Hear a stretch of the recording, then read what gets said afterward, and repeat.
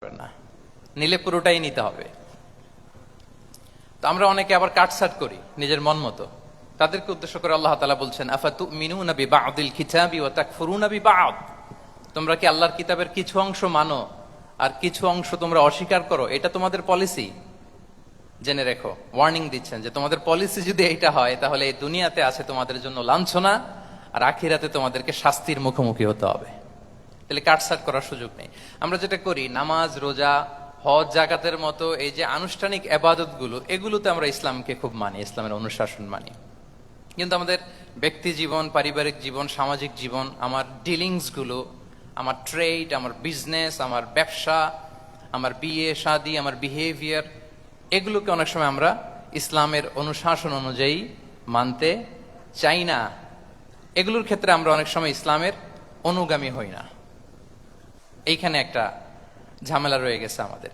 কিন্তু মূল কথা হচ্ছে, আপনি ইসলামকে মানলে দ্য টোটাল প্যাকেজ আপনাকে মানতে হবে। এখানে কাটছাট করার কোনো সুযোগ আছে বলেন তো? আওয়াজ করে বলেন, কোন কাটছাটের সুযোগ কি আছে? না, কারণ কমপ্লিট প্যাকেজ, কমপ্লিট প্যাকেজ। জীবনের প্রতিটি অঙ্গনকে ইসলামের অনুশাসন দিয়ে সাজানো, বা জীবনের প্রতিটি অঙ্গনে ইসলামকে অনুশীলন করার নামই হচ্ছে ইসলামিক লাইফস্টাইল। মূলত ইসলামই একটা lifestyle. Islam is not merely a set of beliefs and rituals, rather it's a lifestyle. ইসলাম নিজেই একটা lifestyle that emphasizes justice, spirituality, integrity and modesty. আপনি যদি নিতে চান, আপনাকে পুরোটাই নিতে হবে, তাহলে কাটছাট করার সুযোগ নেই। এটা হচ্ছে প্রথম, first and foremost reminder tonight, যে ইসলাম একটা টোটাল প্যাকেজ, একটা কমপ্লিট প্রোগ্রাম, একটা হোলিস্টিক প্রোগ্রাম। এখানে পিক এন্ড চুজ করতে পারবো না আমরা। আপনি যদি আমাকে ইসলামী লাইফস্টাইলের উপরই সেমিনারে কথা বলতে বলেন, I must say you have to take the entire package. পুরোটাই আপনাকে নিতে হবে। এই আইডিয়াটা ক্লিয়ার হয়েছে আমাদের সবার কাছে? সবার কাছে ক্লিয়ার তো? তাহলে পিক এন্ড চুজ করবো নাকি? শুনি নাই সবার কাছ থেকে। পিক এন্ড চুজ করা যাবে? কাটছাট করা যাবে? কিছু কিছু রুলস এন্ড রেগুলেশন আমার খুব ভালো লাগে, আমার জন্য খুব সুবিধা হয়, ওইটা নিলাম, বাকিগুলা কাটছাট করে দিলাম। তার মানে সহজভাবে পার্ট টাইম মুসলিম হওয়ার কোনো সুযোগ নেই, হলে ফুল টাইম হতে হবে। কাস্টমাইজড ইসলামের কোনো সুযোগ নেই, টোটাল প্যাকেজটাকে আমার অ্যাডাপ্ট করতে হবে। এটা হচ্ছে ইসলামিক লাইফস্টাইল। তো আজকের এই সেমিনারে আমি কিছু ট্রেটস বা the core values of Islamic lifestyle আপনাদের সাথে শেয়ার করবার চেষ্টা করব, যাতে করে ব্যাপারটা আরো ক্রিস্টাল ক্লিয়ার হয় যে আসলে what is Islamic lifestyle all about. আসলে এটা কি, কিভাবে এটা আমরা অ্যাডাপ্ট করব, কিভাবে এটার সাথে নিজেকে খাপ খাওয়াবো, কিভাবে এটা আমরা প্র্যাকটিস করব। তাহলে প্রাথমিক কথা অলরেডি ডান, যে কাটছাট আমরা করব না, পিক এন্ড চুজ করব না, টোটাল প্রোগ্রামটাই আমরা নেওয়ার চেষ্টা করব। তো এখন আমরা কিছু কোর ভ্যালিউজের কথা বলবো, যেগুলো দিয়ে ইসলামিক লাইফস্টাইলের মূল ধরনটা আমাদের কাছে ক্লিয়ার হবে।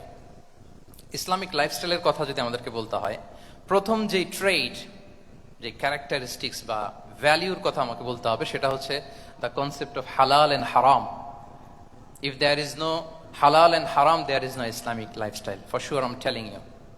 যদি হালাল হারাম না থাকে, এটা যদি আমরা মেনটেন না করি, এটা কোশ্চিন কালো ইসলামিক লাইফস্টাইল হবে না। আপনাকে হারাম থেকে যোজন যোজন দূরে থাকতে হবে, আর হালাল দিয়ে জীবনটাকে সাজাতে হবে। কারণ যেখানেই হালাল সেখানেই বারাকা।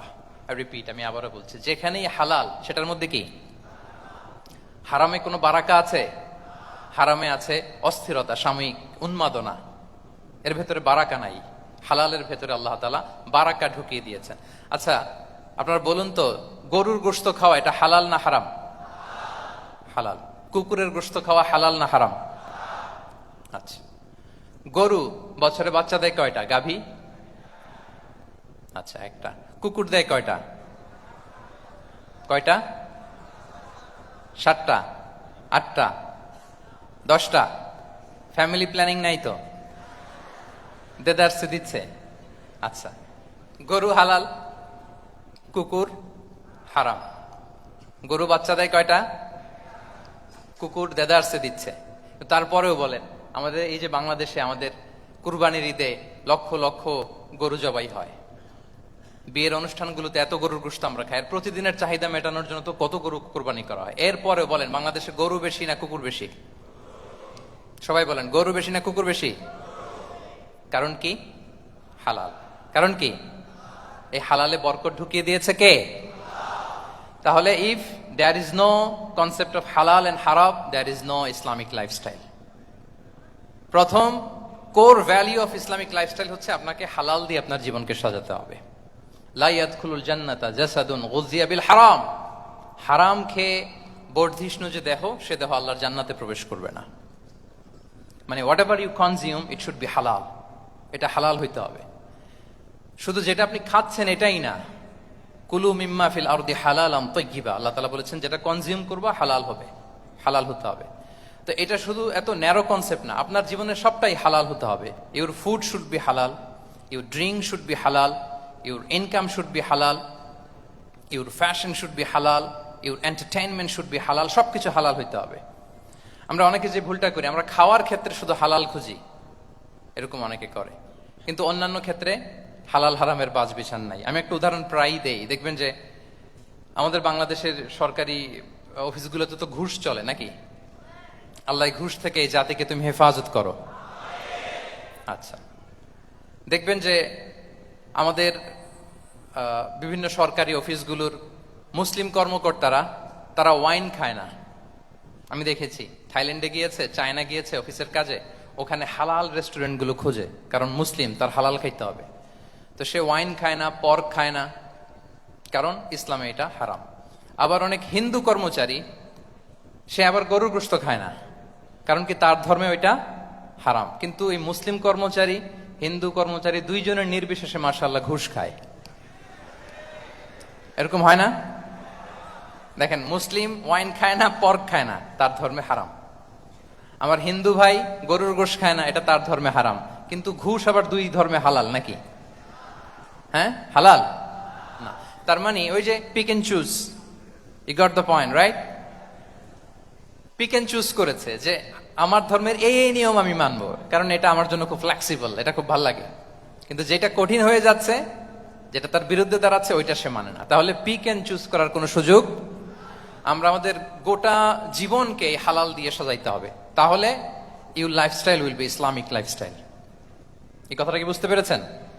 তাহলে ইউর ফুড শুড বি হালাল, ইউর ড্রিঙ্ক শুড বি হালাল, ইউর ফ্যাশন শুড বি হালাল, ইউর ইনকাম শুড বি হালাল, ইউর এন্টারটেইনমেন্ট শুড বি হালাল, even your relationship should be হালাল। ব্যাপার কি? এটার এত আওয়াজ বেড়ে গেল।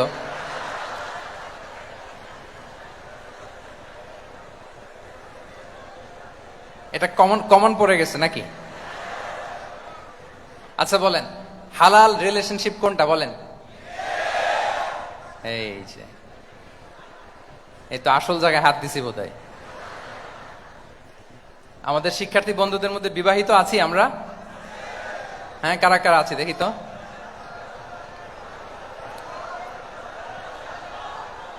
দেখি দেখি, মাশাআল্লাহ মাশাআল্লাহ, ঠিক আছে ঠিক আছে। আমাদের বোনরা উপরে আছেন, মাশাআল্লাহ, অনেকে হাত তুলেছেন, আলহামদুলিল্লাহ। এই তো আমাদের যারা হাত তুলছেন তাদের জন্য একটা তাকবীর দেই আমরা, আল্লাহু আকবার। এই যে আপনারাই বলেছেন, আমার কোনো লিগ্যাল অপিনিয়ন দেওয়ার প্রয়োজন হচ্ছে না, যে হালাল রিলেশনশিপ হচ্ছে বিয়ে। তাহলে বিয়ের বাইরে যদি আমার কোনো রিলেশনশিপ থাকে, হালাল না হারাম? ফতোয়া দিচ্ছে কে? আমি? আপনারাই দিচ্ছেন। বলেন, বিবাহ পরবর্তী কোনো যদি এক্সট্রা ম্যারিটাল রিলেশনশিপ থাকে, এটা ইসলামে হালাল না হারাম? তাইলে pre marriage relationship, after marriage relationship, এটা শরীয়তে হারাম। তো এই হারাম যদি আমি এই হারামের সাথে যদি নিজেকে জুড়ে দেই, তাহলে আমার লাইফস্টাইল এটা ইসলামিক লাইফস্টাইল হতে পারে না। আমরা বিয়ের মতো পবিত্র বন্ধনের মধ্য দিয়ে আমরা আমাদের দাম্পত্য জীবনকে উপভোগ করব। আল্লাহ তৌফিক দান করুক। এই যে অনেকে হাত তুলে ফেলছে, মার্শাল, তার মানে সেকেন্ড ইয়ারে আছে, ফার্স্ট ইয়ারে আছে, থার্ড ইয়ারে আছে, আলহামদুলিল্লাহ, হালাল রিলেশনশিপে তারা গিয়েছে, মাশাআল্লাহ। তাহলে হালাল এন্ড হারামের ব্যাপারে যদি আমরা বলি, আমাদের পুরো জীবনের প্রতিটি অঙ্গন আমরা হালাল দিয়ে সাজাবো। কি বলেন? পারা যাবে তো ইনশাআল্লাহ? হারামের সাথে আমাদের কোনো সম্পর্ক আছে? হ্যাঁ, আমরা সবকিছু হালাল দিয়ে সাজাবো তো? হারামকে আমরা না বলে দিব না, নো। আজকের এই জহির রায়হান মিলনায়তন না, এটা কি নাম, জহির রায়হান মিলনায়তনের এই হল রুম থেকে হারামকে আমরা লাল কার্ড দেখাই দিলাম, কি বলেন? হারামকে আমরা নো বলবো, আওয়াজ করে বলো নো। ওকে, নো টু হারাম।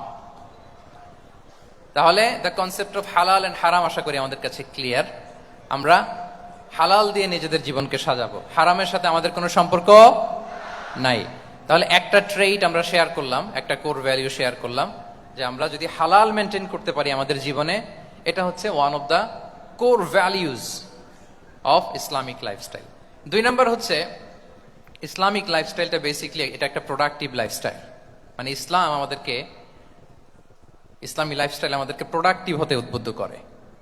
আপনার দিন শুরু হবে অনেক সকালে, প্রোডাক্টিভিটি নিয়ে অনেক লম্বা আলোচনা করা যেতে পারে। আমি ছোট্ট একটা পয়েন্ট যদি আজকের এই হলরুমে শেয়ার করি প্রোডাক্টিভিটি নিয়ে, যে ইসলামিক লাইফস্টাইল হচ্ছে আপনি একেবারে সকাল সকাল আপনার দিন শুরু করবেন। Early to bed and early to rise makes a man healthy wealthy.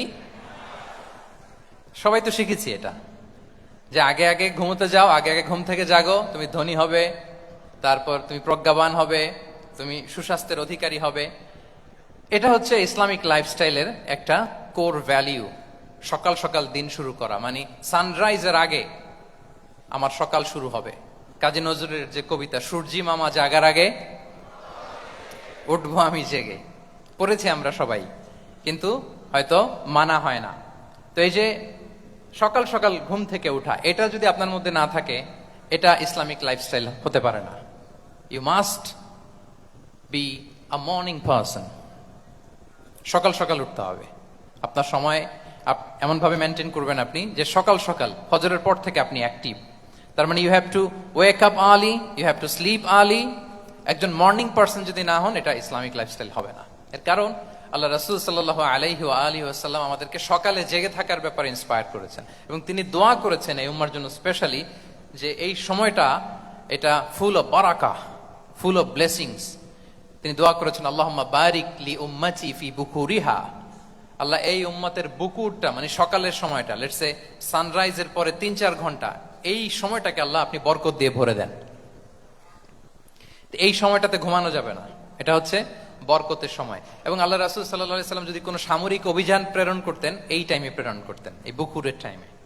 এবং সাহাবারা তাদের কোনো ট্রেড ক্যারাভান, ব্যবসায়িক কাফেলা যখন সেন্ড করতেন, এই টাইমটাতে সেন্ড করতেন, কারণ এই টাইমটাতে বারাকা। তো এখন নিজের সাথে মিলিয়ে নেন যে এই টাইমটাতে আমরা কি করি। আমি জানি না আপনাদের কি অভ্যাস। আমি এসে তো শুনলাম যে জাহাঙ্গীরনগর বিশ্ববিদ্যালয়ে নাকি যতজন শিক্ষার্থী, মানে ততজনের জন্য এখানে আবাসনের ব্যবস্থা আছে। বাংলাদেশের কোনো ইউনিভার্সিটিতে নাকি এটা নাই। আলহামদুলিল্লাহ, অসাধারণ প্রিভিলেজ, এখানে অনেক সুন্দর সুযোগ। তো এখন বলেন, আপনাদের সকালের রুটিন কি বলেন?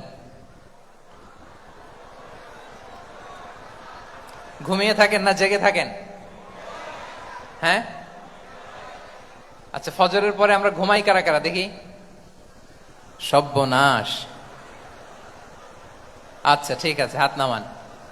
আচ্ছা, ফজরের পরে আমরা একটু এক্সারসাইজ করি, পড়াশোনা করতে বসি কারা কারা? মাশাআল্লাহ, আছে কিছু, ঠিক আছে, হাত নামান। এবার 2 বারের 1 বারও যারা হাত তুলেননি তারা হাত তুলেন। আপনারা কি করেন? এইটা হ্যাঁ, ডিভাইস। তো সম্মানিত সুধী মণ্ডলী, আল্লাহুম্মা বারিক লি উম্মতি ফি বুকুরিহা। আপনারা আমাকে এনেছেন ইসলামিক লাইফস্টাইল নিয়ে বলতে, তো আমাকে বলতেই হবে। ফজরের পরে ঘুমানো চলবে। প্রথমে আমরা হারামকে না বলে দিলাম, এবার আমরা না করে দিব কোনটাকে? হ্যাঁ, ফজরের পরে আজকে থেকে কোনো ঘুম চলবে। যদি আপনি চান, একটু একটু দূরে সরাইতে হবে, যে ড্রোনগুলো একটু দূরে সরাইতে হবে। ফজরের পরে আজকে থেকে আমি এখানে জবরদস্তি করব না, শুধু আপনাদের সামনে আমি প্রেজেন্ট করছি। যদি সেমিনারের যে টপিক নিয়ে আপনারা শুনতে এসেছেন, এটা যদি আপনি অ্যাডাপ্ট করতে চান, অনুশীলন করতে চান, হ্যাঁ, ফজরের পরে আজকে থেকে কোনো ঘুম চলবে। এই সময়টাতে অনেক বারাকা আছে। তো কি করতে হবে? এটার জন্য আগে আগে ঘুমোতে হবে। কি বলেন? অনেকে ফজরের এই বরকতময় সময়টা তারা ঘুমাতে ঘুমাতে মিস করে। এর কারণ দেরিতে ঘুমোতে যাওয়া। আগে আগে ঘুমানোর অভ্যাস করতে হবে, কিন্তু আগে তো ঘুম আসে না, তাই না? এই যে ডিভাইস আমাদেরকে ঘুমাতে দেয় না, আমাদের শান্তির ঘুম কেড়ে নিছে এই ডিভাইস। এই ডিভাইস অ্যাডিকশন, স্ক্রিন আসক্তি, এই স্ক্রিন আসক্তি আমাদের শান্তির ঘুমকে কি করেছে? কেড়ে নিয়েছে।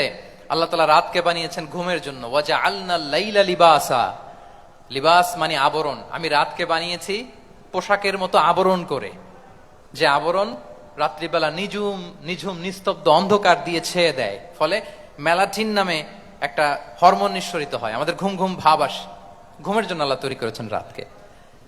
এরপরে আল্লাহ তাআলা বললেন ওয়াজআলনা নাহারা মাআশা, আর দিনকে বানিয়েছি আমি প্রাণ চঞ্চল করে, দিনে আমরা কাজ করব। তাহলে রাতে আগে আগে ঘুম, আর দিনের বেলা আল্লাহ তাআলা আমাদেরকে কাজ করার জন্য সৃষ্টি করেছেন। কিন্তু এই সাইকেলটাকে আমরা ঘুরাই ফেলছি। রাতে যত দেরি করে আপনি ঘুমাবেন, সকালে ঠিক তত দেরি করে আমাকে উঠতে হয়, ঠিক কিনা বলেন? তাহলে ফজরের পর বকুর পিরিয়ড অফ টাইমটাকে কাজে লাগাতে হলে রাতে আমাদেরকে আগে ঘুমাতে যেতে হবে। রাতে কি করতে হবে? আগে ঘুমোতে যেতে হবে। তাহলে এক নম্বরে কি বললাম? কনসেপ্ট অফ হালাল এন্ড হারাম। 2 নম্বরে বললাম প্রোডাক্টিভিটি। ইসলামিক লাইফস্টাইল হচ্ছে একটা প্রোডাক্টিভ লাইফস্টাইল। এটা মেনটেন করতে হলে প্রোডাক্টিভিটির অনেক কথা। একটা কথা হচ্ছে সকাল সকাল আপনার দিন শুরু করুন। কি পারা যাবে তো ইনশাআল্লাহ? সবাই একসাথে পড়ে ইনশাআল্লাহ। এই যে আমাদের দেরি করে রাতে ঘুম আসে, স্ক্রিন আসক্তি, এই ডিভাইস আমাদের আরামের ঘুম কেড়ে নিছে কেন জানেন? এর কারণ হচ্ছে আল্লাহর দেয়া যে ফিতরাত, এই ফিতরাতকে আমরা উল্টে দিয়েছি। ফিতরাত শব্দটার সাথে আপনাদের পরিচয় আছে? হ্যাঁ, the innate characteristics of a human being. একটা মানুষের যে ক্যারেক্টারিস্টিক্স, যে ইননেট স্বভাব দিয়ে আল্লাহ তাআলা তৈরি করেছেন, নেচার, এটাকে আরবিতে বলে ফিতরাত। এই ফিতরাতের বিরুদ্ধে কিছু করা যাবে না। ইসলামিক লাইফস্টাইল হচ্ছে ফিতরা বেসড লাইফস্টাইল। ফিতরাতাল্লাহিল্লাতী ফাতারান নাস আলাইহা লা তাবদীলা লিখালকিল্লাহ। আল্লাহর প্রকৃতির অনুসরণ করো, যে প্রকৃতি দিয়ে তিনি মানুষকে সৃষ্টি করেছেন। আর আল্লাহর সৃষ্টি কাঠামোর মধ্যে কোনো পরিবর্তন, কোনো বিকৃতি নেই। সুবহানাল্লাহ বিহামদি। তা আমরা এই ফিতরাতকে চেঞ্জ করে দেওয়ার কারণে এই ঝামেলা।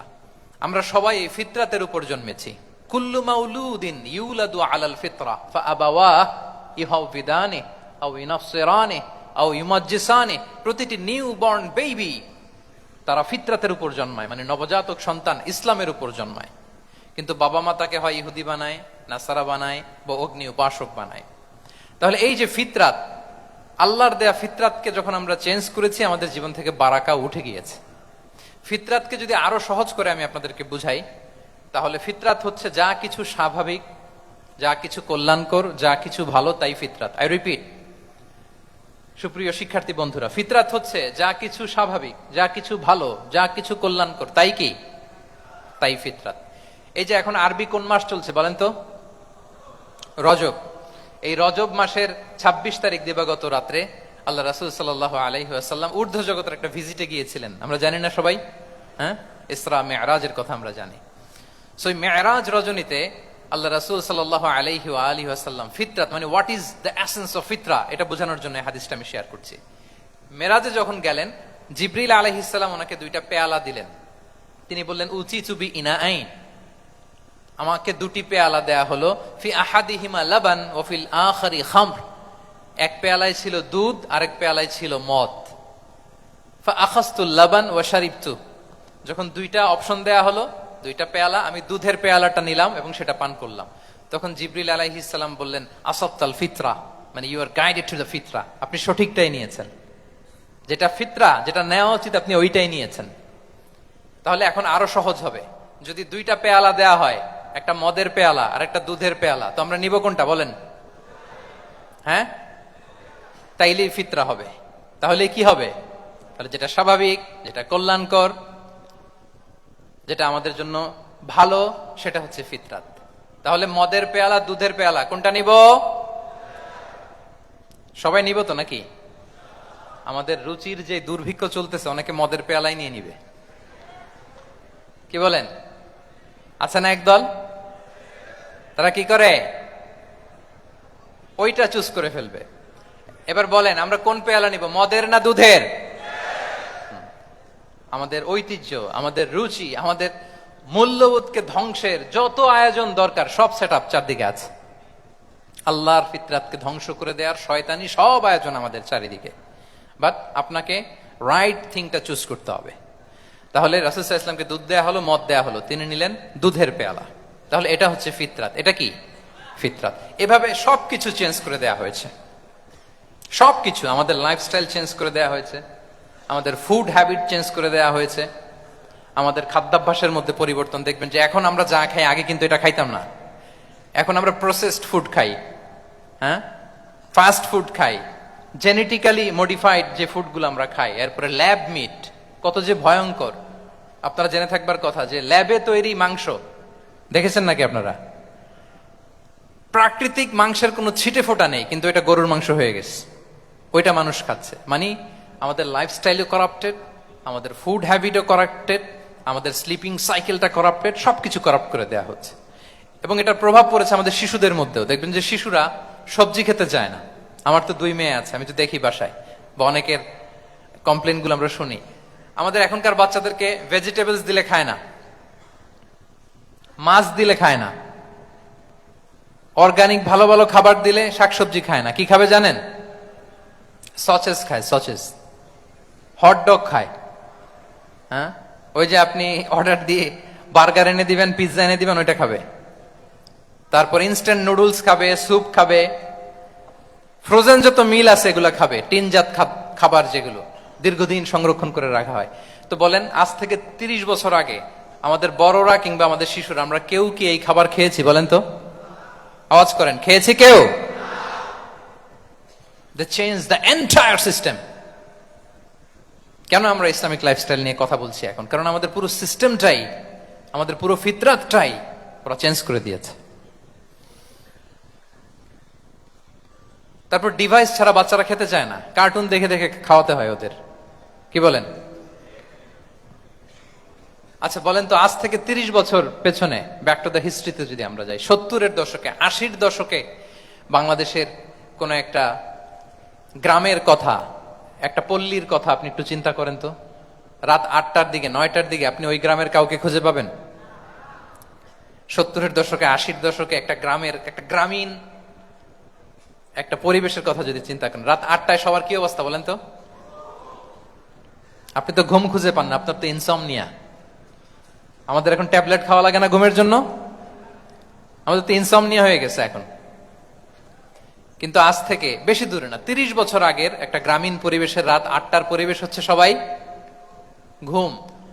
আমরা তারও 2 বা 3 ঘন্টা পরে ডিনার করব, কিন্তু ওনাদের মাগরিবের আগে বা পরে ডিনার করে ফেলছে, এশার নামাজ পড়েই কি 1-2 জন না, পুরো গ্রাম জামাতে ঘুম। পুরো গ্রাম জামাতের সাথে ঘুম। তো যে লোকটা 8টার দিকে ঘুমালো, উঠবে কখন বলেন? রাত 3টার পর ওর ঘুম আসবে? আর হ্যাঁ, ঘুমেরও তো একটা লজ্জা শরমের ব্যাপার আছে, আর কত থাকবে এখানে? কি বলেন? আপনি তো ঘুমাতে যান রাত 2টায়, আর আজ থেকে 30 বছর আগে আমার বাংলাদেশের একটা গ্রামীণ পরিবেশে রাত 8টার দিকে সবাই ঘুম। আমরা এখন যে টাইমটাতে ঘুমোতে যাই, ওই সময় ওনাদের অর্ধেক ঘুম শেষ। ফজরের নামাজ পড়ে আমাদের বাপ চাচারা কি করতো? হ্যাঁ, একটু ব্যাক টু দ্য হিস্ট্রিতে তাকান না। ফজরের নামাজ পড়ে এক বল পান্তা ভাত খাইতো। আমরা তো এখন এতটুক খাইলে আমাদের এটা বার্ন করার জন্য দৌড়াইতে হয় 5 কিলো, জিমনেশিয়ামে যাইতে হয়, কত আয়োজন, কত ওয়ার্কআউট করা লাগে। এক বল কাঁচামরিচ দিয়ে, পোড়ামরিচ দিয়ে ভাত খেয়ে চলে যাইতো ফসল খেতে। দুপুরে আবার এক বল, খাইতে বসলেই এক বল। আমরা সারা মাসে খেতে পারি না এক বল। আচ্ছা, কি খেত? খাওয়ার আইটেমটা দেখেন তো, কোনো ফরমালিন আছে? কথা বলেন। কোনো মেডিসিন ছিল না, একেবারে ফ্রেশ, হ্যাঁ, পিওর অর্গানিক। নিজেদের মাঠ থেকে আনা যে ধান, ঢেকি ছাটার ধান দিয়ে ভাত খেত। বাড়ির পুকুরের মাছ, কোনো ফরমালিন নাই। নিজের চাষ করা সবজি খেত, গোয়ালের দুধ খেত। আমরা অনেকে মনে করি যে আমাদের এই যে সায়েন্স এন্ড টেকনোলজিক্যাল অ্যাডভান্সমেন্টের যুগে আমরা বোধহয় খুব সুখে আছি, আমাদের দাদা পরদাদারা বোধহয় এত সুখ করে যায় নাই। ওনারা যে সুখ করে গেছে তা আমরা চোখেও দেখি নাই। আমার দাদা পরদাদারা যে সুখে লাইফ লিড করেছে তার অর্ধেকও আমরা করতে পারি না, তারাই আসলে শান্তির, সুখের, আনন্দের সময়টা তারা কাটিয়েছে। তাহলে সম্মানিত সুধী মণ্ডলী, পুরো আমি আপনাদেরকে বোঝানোর চেষ্টা করছি যে ইসলামিক লাইফস্টাইল নিয়ে why we should talk about Islamic lifestyle, কারণ পুরো সিস্টেমটাকে তারা কলাপস করেছে, করাপ্ট করেছে। Food habit, the lifestyle, the sleeping style, সব চেঞ্জ করেছে। তো এই জন্য আল্লাহর দেয়া ফিতরাতকে যেন আমরা প্রিজার্ভ করি, আমরা সচেতন হই। এখনই যদি সচেতন না হই, ডিজাস্টার আমাদের জন্য অপেক্ষা করছে। Just wait and see. তাহলে ইসলামিক লাইফস্টাইল হচ্ছে একটা ফিতরা বেসড লাইফস্টাইল। এই ফিতরাকে আমাদেরকে প্রিজার্ভ করতে হবে। তাহলে 3টা পয়েন্ট বলে ফেলছি অলরেডি, যদি আপনাদের মনে থাকে। প্রথমে কি বলেছিলাম? হালাল, হালাল দিয়ে জীবন সাজাবো। 2 নম্বরে প্রোডাক্টিভিটির জন্য কি করব? রাতে দেরি করে ঘুমাবো। তাহলে আগে আগে ঘুমাবো, ফলে আগে আগে ঘুম থেকে জেগে কাজ শুরু করব। 3 নম্বরে ফিতরা, মানে আল্লাহর দেয়া প্রাকৃতিক যে নিয়ম, মানে আলোর সাথে সাথে আমার জীবন শুরু, আলো নাই আমিও ঘুমায় পড়বো। কি বলেন? আপনি উন্নত দেশে তো তাই হয়। জাপানে আমি কয়েকবার গিয়েছি, আগে আগে ঘুমায় পড়ে। ইভেন আমেরিকাতে আমি কয়েকবার গিয়েছি, অনেক অনেক শহরে 8টার পরে সুপার শপ বন্ধ, 8টার পরে ঘুম। এরা, আমরা হাঁটছি কোন দিকে? আমরা একটু নিজেদেরকে প্রশ্ন করি। তাহলে 3 নাম্বার হচ্ছে ফিতরা বেসড যে লাইফস্টাইল, এটার দিকে আমাদেরকে ফিরে আসতে হবে।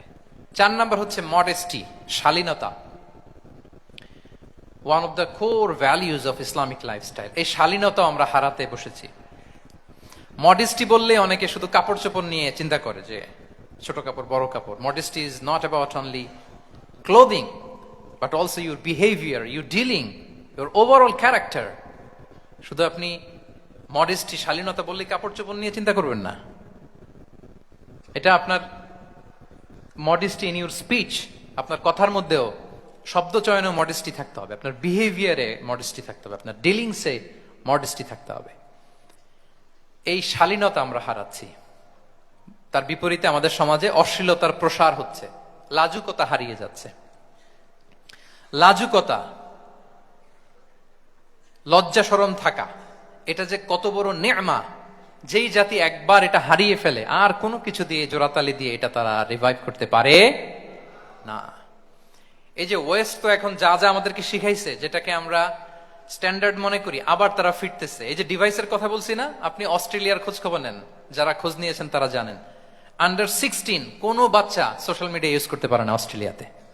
1 মাস অ্যাপ্লাই করে, কান্ট্রি ওয়াইড অ্যাপ্লাই করে দেখায় ফেলছে।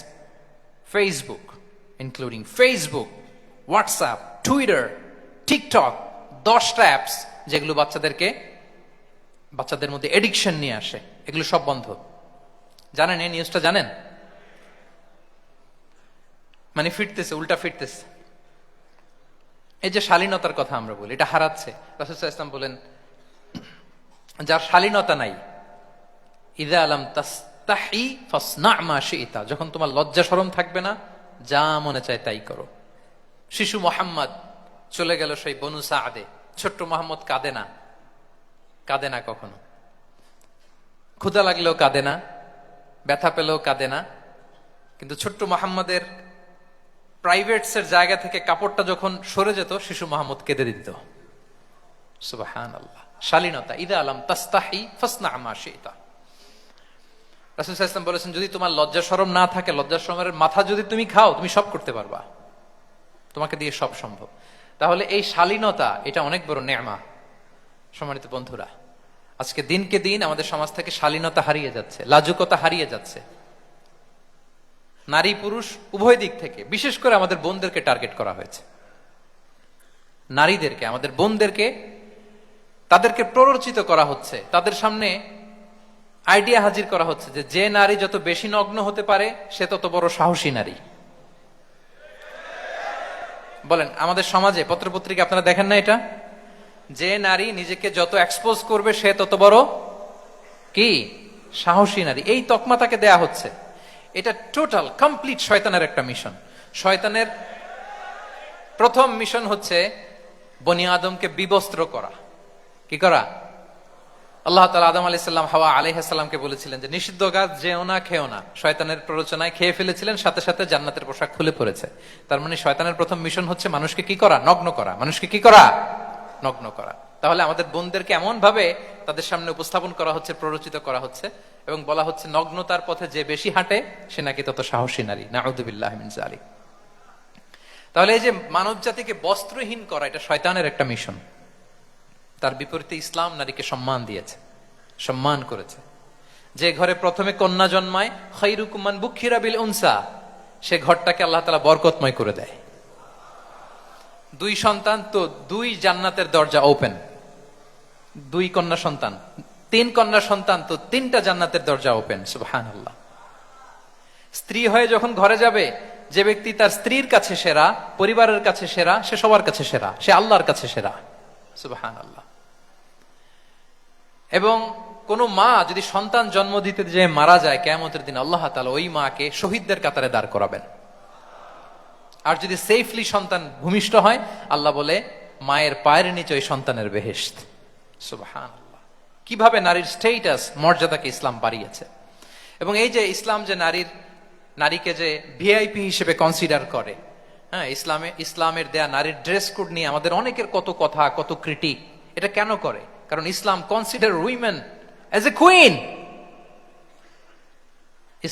ইসলাম তো নারীকে রানী হিসেবে কনসিডার করে। কি হিসেবে বলেন?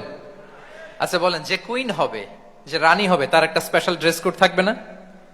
তার একটা স্পেশাল প্রোটোকল থাকবে না? রানীর সাথে কি যা মনে চায় তা করা যায়, দেখা করা যায়, তার কাছে যাওয়া যায়? আল্লাহু আকবার। কারণ ইসলাম চায় নারীদের জন্য পৃথিবীটা নিরাপদ হোক। ইসলাম চায় নিজ গৃহে বা কর্মক্ষেত্রে নারীরা নিরাপদ থাক। ইসলামের যত ভ্যালিউজ আছে, যত রুলস এন্ড রেগুলেশন আছে, এটা আমাদের ভালোর জন্য, মানব জাতির কল্যাণের জন্য। তাহলে এই অশ্লীলতা থেকে আমাদের যোজন যোজন দূরে থাকতে হবে। If you talk about Islamic lifestyle, আমাদেরকে শালীনতা, মডেস্টি ফিরিয়ে আনতে হবে। You have to maintain modesty. আমি যদি আরো ডিপে যাই, দেখেন এই যে প্রত্যেকের হাতে এক একটা করে পর্ন হাব হয়ে গেছে। এখন হয়েছে না? পর্নোগ্রাফির সয়লাভ,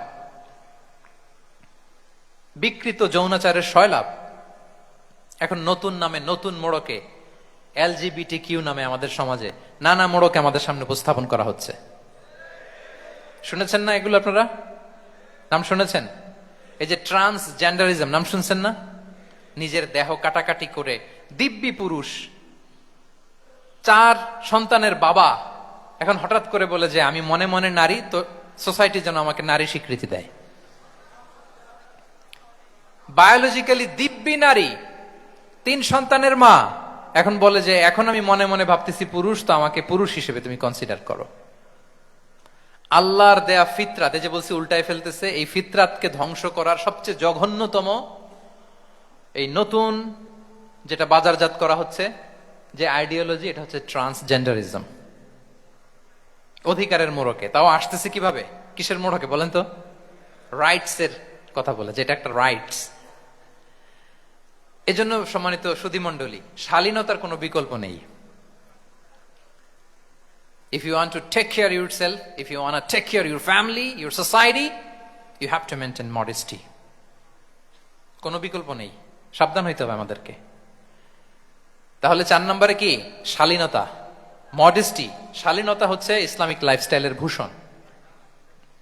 এখন পরিকল্পিতভাবে এই শালীনতার কবর রচনা করা হচ্ছে আমাদের সমাজে। আপনারা কি রাগ করতেছেন?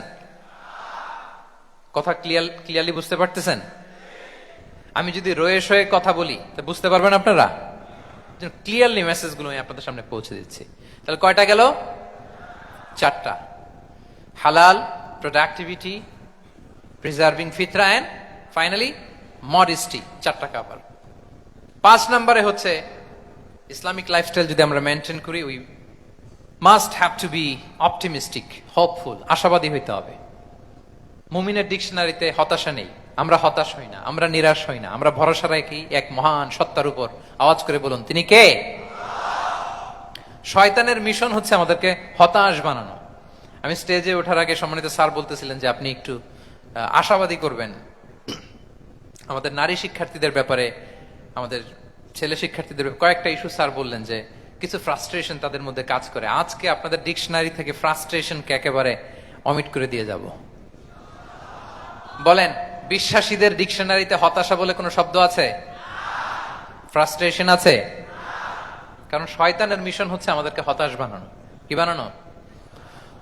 শয়তান আমাদেরকে আশাবাদী করতে চায় না, সে চায় আমরা যেন হতাশ হই। আমি ভুল করেছি, পাপ করেছি, অন্যায় করেছি, তো শয়তান সেই পাপের সাগরে আমাকে হাবুডুবু খাওয়াতে চায়, বলে আর অনেক ভুল হয়ে গেছে, অনেক দূর তুই চলে এসেছিস, আর আল্লাহ তোকে ক্ষমা করবে না, থাক এখানেই থাক, করতে থাক। এরকম শয়তান টেম্পটেশন দেয়, প্রভোকেশন করে। কিন্তু শয়তান জানে না যে আল্লাহর রহমতের দরিয়া কত বড়। শয়তানের মিশন হচ্ছে আমাদেরকে হতাশ বানানো, আর আল্লাহর বাণী আমাদের হৃদয়ে আশা জাগায়, আশাবাদী করে তোলে। আল্লাহর এই কিতাবের, কোরআনের প্রতিটি আয়াতে পরতে পরতে পাবেন আপনি মোটিভেশন, ইন্সপিরেশন। আল্লাহু আকবার। লা তাহজান ইন্নাল্লাহা মা'ানা। মনকে তুমি বুঝিয়ে বলো আল্লাহ আছেন আমার সাথে। জাহাঙ্গীরনগর বিশ্ববিদ্যালয়ের আমার সুপ্রিয় শিক্ষার্থী বন্ধুরা, এই বাক্যটি নিজের জীবনের জন্য, নিজের জীবনের সাথে সেট করে নেন। মনকে তুমি বুঝিয়ে বলো আল্লাহ আছেন আমার সাথে। বিপদে আপদে, আমাদের লাইফে আপস এন্ড ডাউনস থাকে, সব মুহূর্তে আমরা এই কথাটা খেয়াল করব যে কেউ যদি আমাকে হেল্প করার জন্য নাও থাকে, এক মহান সত্তা আছে, তিনি কে? আল্লাহ রাসূল সাল্লাল্লাহু আলাইহি ওয়াসাল্লাম, আবু বকর রাদিয়াল্লাহু তাআলা আনহু গারে সাউরে হিজরতের রাতে লুকিয়ে আছেন। কুরাইশরা খুঁজতেছে, আবু বকর রাদিয়াল্লাহু তাআলা আনহু তটস্থ, না জানি ধরা পড়ে যাই। তিনি বলছেন কুরাইশরা আমাদের এত পাশ দিয়ে যাচ্ছে, একটু মাথা নিচু করলে দেখে ফেলবে আমাদের। রাসূল সাল্লাল্লাহু আলাইহি ওয়াসাল্লাম বললেন যে ভয় পেও না। আবু বকর, তুমি কি ভেবেছো আমরা এখানে গুহাতে দুইজন? না না, এই গুহায় আমরা দুজন নই, আমাদের সাথে একজন মহান সত্তা আছে। তিনি কে? আমরা তিনজন এখানে। লা তাহজান ইন্নাল্লাহা মা'ানা। ভয় পেও না, হতাশ হয়ো না, নিশ্চয় আল্লাহ আমাদের সাথে আছেন। আল্লাহ তাআলা সরাসরি কথাটাকে কোরআনে কোট করেছেন যে লা তাহজান ইন্নাল্লাহা মা'ানা। তাহলে সুপ্রিয় বন্ধুরা, এই বাক্যটা আমাদের খেয়াল রাখতে হবে, যাদের মধ্যে ফ্রাস্ট্রেশন কাজ করে, যে মনকে তুমি বুঝিয়ে বলো কে আছেন আমার সাথে? আল্লাহ আছেন আমার সাথে। এরকম কোরআনের পরতে পরতে অনেক আয়াত পাবেন। লা তাইয়াসু মির রাউহিল্লাহ ইন্নাহু লা ইয়াইয়াসু মির রাউহিল্লাহি ইল্লাল কওমুল কাফিরুন। আল্লাহর রহম থেকে নিরাশ হয়ো না। কাফিররা ছাড়া কেউ আল্লাহর রহম থেকে নিরাশ হয়? আমি আপনি আমাদের জীবনে কত ভুল করেছি, কত অন্যায় করেছি, কতটাই বা পাপ করেছি। মনে রাখবেন, আমাদের পাপ যত বড় হোক, আল্লাহর রহমতের দরিয়া তার চাইতেও বড়। ইন্না মা'আল উসরি ইউসরা ফাইন্না মা'আল উসরি ইউসরা, and verily with every hardship there is an ease. প্রত্যেক কষ্টের পরেই থাকে স্বস্তি। এই বাক্যগুলো কি আপনাকে মোটিভেশন দেয় না? এই কথাগুলো কি আপনাকে চাঙ্গা করে না? আপনার জীবনে ইন্সপিরেশন হয়ে আসে না এই কথাগুলো? ওয়ালা তাহিনু ওয়ালা তাহজানু ওয়া আনতুমুল আ'লাউনা ইন কুনতুম মুমিনিন। চিন্তা করো না, হতাশ হয়ো না, তোমাদেরই বিজয় হবে যদি তোমরা মুমিন হও। আল্লাহু আকবার। তাহলে আপস এন্ড ডাউনস থাকবে, এবং মুমিন জীবনে তো হতাশা থাকবেই না। কারণ আমার জীবনে যদি কোনো কষ্টের ঘটনা ঘটে, এটার জন্য আমি রিওয়ার্ড পাবো। আমি যদি অসুস্থ হই, আমার প্রত্যেক অসুস্থতার কারণে আমার পাপ মোচন হয়। সুবহানাল্লাহ পড়েন। আপনার জ্বর হয়েছে, এই জ্বরের কারণে আল্লাহ আপনার গুনাহ মাফ করবেন। আপনি ব্যথা পেয়েছেন, অসুস্থ হয়েছেন, আল্লাহ তাআলা গুনাহ মাফ করে দিবে। তাহলে হতাশার কোনো সুযোগ আছে বলেন? না, মুমিন জীবনে হতাশার কোনো সুযোগ নেই। রাসূল সাল্লাল্লাহু আলাইহি ওয়াসাল্লাম বলেন, মা ইউসিবুল মুসলিমা মিন নাসাব ওয়ালা ওয়াসাব ওয়ালা হাম্মিন ওয়ালা হুজনিন ওয়ালা আযান ওয়ালা গাম্মিন হাত্তা শাওকাতি ইউশাকুহা ইল্লা কাফারাল্লাহু বিহা মিন খাতায়া। মুমিন জীবনে যত ব্যথা, কষ্ট, দুঃখ, এমনকি ফল পাড়তে যে গাছের কাটার খোঁচা যদি খান, রাসূল সাল্লাল্লাহু আলাইহি ওয়াসাল্লাম বলেন ওই খোঁচার ব্যথার কারণে আল্লাহ তোমার গুনাহ মাফ করে দেয়। কেউ অসুস্থ হয়ে রাসূল সাল্লাল্লাহু আলাইহি ওয়াসাল্লামের কাছে আসলে রাসূল সাল্লাল্লাহু আলাইহি ওয়াসাল্লাম কি বলতেন জানেন? কেউ জানেন? লা বাস আলাইক তুহুরুন ইনশাআল্লাহ। তিনি বলতেন, আরে don't worry about it, it will cleanse up your scenes. ভয় পেও না, আরে এই অসুস্থতা, এটার কারণে আল্লাহ তোমার গুনাহ মাফ করে দিবে। সুবহানাল্লাহ। তাহলে অসুস্থ ব্যক্তি আর উজ্জীবিত হতো না? রাসূল সাল্লাল্লাহু আলাইহি ওয়াসাল্লাম অসুস্থ ব্যক্তিকে দেখলেই মাথায় হাত বুলিয়ে দিতেন, দোয়া করতেন, আল্লাহুম্মা রাব্বান নাস আযহিবিল বাস ইশফি আনতা শাফি, দোয়া করে দিতেন। আর বলতেন, আরে ভয় পেও না, এই অসুস্থতা তোমার গুনাহ মাফ করে দিচ্ছে। তাহলে অসুস্থতার মধ্যেও তারা উজ্জীবিত হতো। আমরা মানুষকে আশাবাদী করব, ভয় দেখাবো না। অসুস্থ মানুষকে ভিজিট করতে গেলে আপনারা কি করেন? ভয় দেখান নাকি? না, আশাবাদী করবেন, বলবেন যে আরে কি অসুস্থতা, আপনার দেখে অনেক সুস্থ লাগতেছে, বলতে পারবেন না? কিন্তু আমরা কি করি? কেউ অসুস্থ হইলে ওই অসুস্থতায় সবচেয়ে কষ্ট পেয়ে যে মারা গেছে তার হিস্ট্রি বলা শুরু করি। এরকম করে না অনেকে? ধরেন যে একজন ক্যান্সারের পেশেন্টকে দেখতে গেছেন, এবার যে আপনার কোন খালা ক্যান্সারে কিভাবে ধুকে ধুকে মরছিল, ওই হিস্ট্রি আপনি বয়ান দিতে শুরু করছেন, বেচারা বাঁচবে? যা একটু সুস্থ ছিল ওইটাও তো অসুস্থ বানাই দিচ্ছেন, কি বলেন? তাহলে ইসলাম আমাদেরকে আশাবাদী করে, প্রিয় ভাই এবং বোনেরা, কি করে? আশাবাদী করে। আমরা যদি আসসালামু আলাইকুম সম্মানিত দর্শক, ফোনের চার্জ শেষ হয়ে যাওয়ার কারণে লাইভটি কেটে দিচ্ছি, এজন্য আমরা দুঃখিত সম্পূর্ণ লাইভটি না দিতে পারার জন্য। তো সবাই আমাদেরকে ক্ষমা করবেন এবং পরবর্তী পেজে ইনশাআল্লাহ ভিডিও দিব।